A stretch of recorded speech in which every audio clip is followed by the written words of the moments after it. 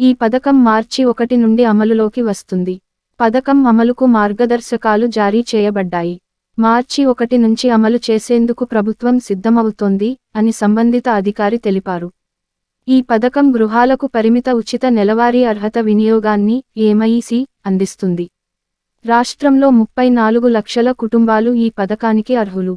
అయితే, పథకం నుండి ప్రయోజనం పొందేందుకు ప్రతి కుటుంబం అనుసరించాల్సిన సరైన మార్గదర్శకాలను ప్రభుత్వం విడుదల చేసింది. ఇంకా తమ తెల్ల రేషన్ కార్డులను ఆధార్ నంబర్తో లింక్ చేసిన వారు మాత్రమే ఈ పథకాన్ని పొందగలుగుతారని కూడా నివేదించబడింది. ప్రయోజనాలు లేదా రాయితీల బట్వాడా కోసం ఆధార్ను గుర్తింపు పత్రంగా ఉపయోగించడం ప్రభుత్వ డెలివరీ ప్రక్రియలను సులభతరం చేస్తుంది. లబ్ధిదారులు తమ అర్హతలను నేరుగా పొందేందుకు వీలు కల్పిస్తుంది.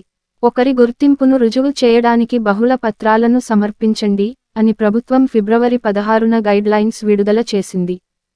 Thanks for watching our channel. Please subscribe more update.